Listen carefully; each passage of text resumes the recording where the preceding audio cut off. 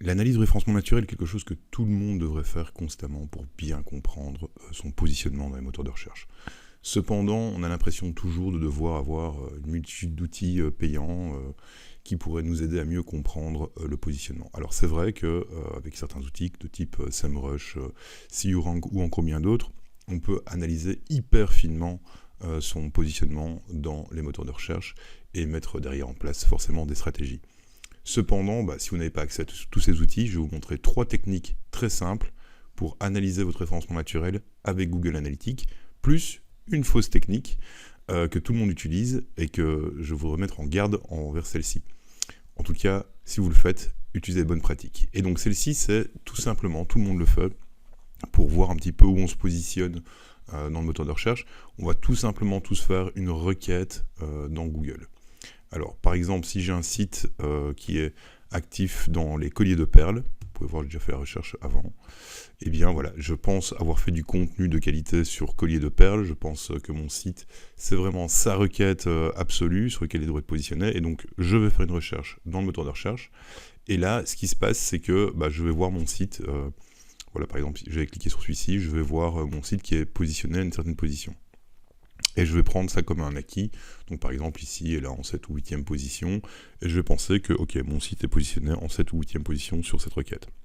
En fait, c'est un peu plus complexe que ça. Comme Google analyse en fait votre comportement sur Internet et le nombre de fois que vous allez visiter un certain site, il est tout à fait possible que votre site soit mieux positionné quand vous êtes en navigation traditionnelle. Et donc, je vous invite fortement à faire les requêtes en navigation privée. Donc, pour faire une requête en navigation privée, par exemple sous Chrome, c'est CTRL-SHIFT-N. Et là, vous allez arriver directement en navigation privée. Et si vous mettez en plus entre crochets, vous allez avoir en fait que des requêtes autour de exactement ces requêtes-là. Donc, collier de perles, voilà. Et là, on peut voir déjà que les résultats sont déjà un peu différents que quand j'étais en navigation traditionnelle. Et on va voir certainement des résultats qui sont tout autres. Donc, si vous voulez faire des requêtes à travers le moteur de recherche, je vous invite fortement à les faire en navigation privée, sinon votre historique de navigation est pris en considération. Et donc, il est vraiment préférable de ne pas prendre ça en considération, sinon les résultats de Google sont complètement modifiés et vous ne voyez que ce que Google veut bien vous montrer. Au moins ici, en navigation privée, vous partez sur une page blanche où il n'y a pas d'historique qui sont pris en considération. Et si vous le mettez en crochet, entre guillemets, vous allez avoir que des résultats où il y a exactement cette formulation de requête qui est prise en considération. Donc, maintenant qu'on a corrigé le tir par rapport à des réflexes que tout le monde a par rapport à cela, donc en plus, pourquoi est-ce que ce n'est pas une super bonne idée de le faire comme ça? Parce qu'on n'a pas d'idée, on pense que c'est un seul mot-clé qui est hyper important pour son business, mais en fait, il y a énormément de variantes qui vont être autour. Par exemple, on pourra avoir toutes des variantes autour de colliers de perles, où vous êtes plutôt plus ou moins bien positionné et qui va faire un certain volume. Donc, ce qui est important quand même, c'est de connaître le volume de recherche d'un mot-clé, le trafic que ça peut amener en fonction de sa position, etc. Et donc, cela, souvent, est loupé. Et donc, faire ce type de recherche, c'est une fausse bonne idée, parce qu'on n'a pas vraiment l'idée de quel est le volume de trafic que ça peut ramener pour votre site internet. Donc, je reprends maintenant 3 bonnes techniques pour analyser votre performance SEO avec Google Analytics. Et donc, je vais vous montrer ça tout de suite. On se retrouve dans le compte Google Merchandising Store que je visite très régulièrement à travers les vidéos des dimanches analytiques. Et nous allons nous rendre directement dans l'onglet Acquisition, tout le trafic et les canaux. Et là, en fait, on va avoir une première vue d'ensemble sur l'ensemble du trafic, généré sur le site web. Et on va se concentrer sur la partie organique. Alors, pour filtrer l'organique, vous l'avez déjà vu très souvent, on va faire un filtre. Donc, on va inclure le trafic organique, contenant organique. Ok, c'est parti, on filtre. Et là, ce que l'on peut voir, en fait, donc je suis sur une comparaison d'un an, du 31 décembre 2018, comparé au 31 décembre 2019, comparé à la période précédente, donc 31 décembre 2017 au 31 décembre 2018. Et là, ce que l'on peut voir, c'est que globalement, le trafic en tant que tel n'a pas vraiment bougé. Donc c'est une première technique d'analyse, c'est-à-dire on va d'abord analyser, voir s'il y a des variations de trafic en fonction des périodes, et on va la comparer à la période précédente. Ce qui est très important, c'est pour voir si sur un an, quelle était l'évolution du trafic que l'on a pu avoir. Et donc c'est déjà une première vue, une première analyse assez simple à faire pour pouvoir comprendre est-ce que j'ai mon trafic en augmentation ou en diminution. Et dans ce cas-ci, on peut voir que c'est très très stable en termes de trafic. C'est-à-dire qu'on a une augmentation de 0,38%, ce qui est relativement faible, bien sûr.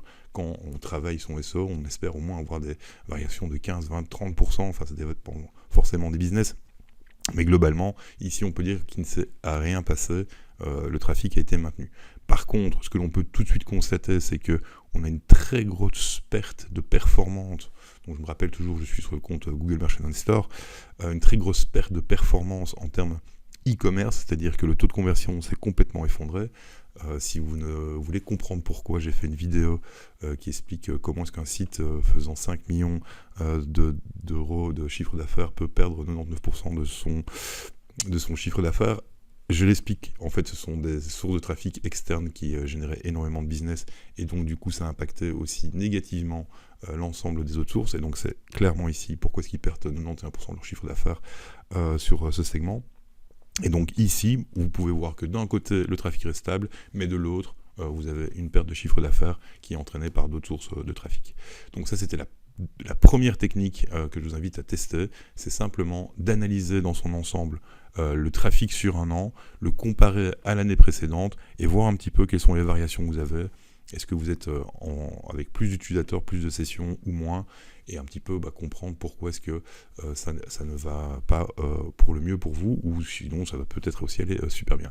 Bref, donc ça c'était la première technique pour le faire avec Google Analytics. La deuxième technique que je vous invite à tester, c'est simplement on reste sur le même tableau, et pour comprendre où sont les variations, on va inclure une dimension secondaire, et cette dimension secondaire, c'est forcément les pages de destination. Donc on met les pages de destination en dimension secondaire. Voilà. On va un peu élargir l'écran. Ok. Et donc ici, j'ai bien uniquement de l'organique sur ma gauche et j'ai toutes les pages de destination. Et là, on peut clairement filtrer les pages de destination qui ont perdu en performance. Ici, c'est pas très compliqué, c'est pratiquement toutes. Il y en a quelques-unes quand même qui ont pu garder du chiffre d'affaires, mais globalement, elles sont toutes complètement écroulées. Et on a une perte de chiffre d'affaires pratiquement sur l'ensemble des pages de destination. Donc comme ça, vous pouvez comprendre, vous, de votre côté, dans votre compte Google Analytics, quelles sont les pages qui ont surperformé, quelles sont celles qui ont moins performé, et forcément adapter vos stratégies, adapter vos call to action peut-être, votre expérience utilisateur, le temps de chargement de la page. Il y a plein d'éléments forcément qui prendre en considération dans ce genre d'analyse, mais ici vous pouvez voir clairement comprendre quelles sont les pages qui ont perdu en termes de performance, et vous allez pouvoir prendre des actions très concrètes derrière pour les améliorer. Alors maintenant on va passer à la troisième technique qui est un petit peu plus avancée, que je vous invite à tester directement chez vous. Alors la troisième technique que je vous invite à tester, c'est la synchronisation avec la Search Console. Donc la Search Console, c'est un outil de Google qui permet de pouvoir comprendre plus ou moins finement quelles sont vos positions que vous avez dans le moteur de recherche, mais également retrouver des problèmes que vous pourriez avoir avec votre sitemap, avec certaines pages qui sont en 404, etc. Ça vous donne une masse d'informations assez importante à comprendre pour votre référencement naturel. Donc l'idée en fait c'est de synchroniser l'outil Search Console avec votre outil Google Analytics. Je vous conseille vivement de le faire, ça vous permet d'avoir des données dans Google Analytics qui seraient impossibles à avoir, et au moins vous avez tout regroupé vos données à un seul et même endroit. Et donc pour trouver cela, d'abord il faut forcément faire la synchronisation. Si vous n'avez pas fait la synchronisation, vous n'aurez pas ces données, mais une fois que la synchronisation est faite, avec votre compte, entre votre compte Google Analytics et votre compte Search Console, vous pouvez vous rendre directement dans l'onglet Acquisition, et là il y a l'onglet Search Console. Et ici on va voir en fait différents éléments très intéressants. Donc, je vais également prendre une plus longue période d'analyse. Je vais prendre du 1er septembre au 1er septembre comparé à l'année précédente. Donc voilà, c'est fait. Hop. Et on va regarder un petit peu l'évolution du trafic que l'on a pu avoir. Donc ici, dans la page destination, donc vous avez toutes les pages destination qui sont reliées à votre site, et on peut comprendre en fait le nombre d'impressions que ces URL ont eu dans le moteur de recherche, le CTR, donc la relation entre le nombre de fois que ça apparaît dans le moteur de recherche et le nombre de fois que ça a été cliqué. Donc on voit qu'on a une augmentation de 83% de clics sur ce cas-ci, des sessions en augmentation également. On a toute une somme d'informations très importante pour comprendre un petit peu le comportement des internautes sur votre site internet, et forcément de toujours prendre ces informations pour améliorer l'expérience utilisateur derrière. Alors ce n'est pas tout, on n'a pas que la partie page destination, il y a également la répartition sur les différents pays. Donc là on peut voir dans quel pays se trouvaient les internautes quand ils ont procédé au clic, la variation en termes d'appareil, donc forcément on peut améliorer son expérience en termes de mobile. Par exemple ici on peut voir que le mobile il représente 436 000 impressions pour 32 000 clics, et par contre le desktop représente 410 000 impressions pour 16 000 clics seulement. Donc on a une plus grosse tendance, un meilleur CTR, on peut le voir ici sur le mobile, il est là, voilà. Et on peut voir enfin le Saint Graal, ce que tout le monde attend, ce sont les requêtes tapées par les internautes. Donc ça, c'est quelque chose qui est vraiment très très important à comprendre. Donc par rapport aux requêtes, on a également le nombre de clics, le nombre d'impressions et le CTR, la position moyenne dans le moteur de recherche. Donc ici, on sait qu'on peut avoir des variations dans le temps. On peut voir aussi que ici, ce site internet est positionné sur 8822 requêtes. Et bien voilà, j'espère que ces 3 petites techniques avec Google Analytics vous ont plu.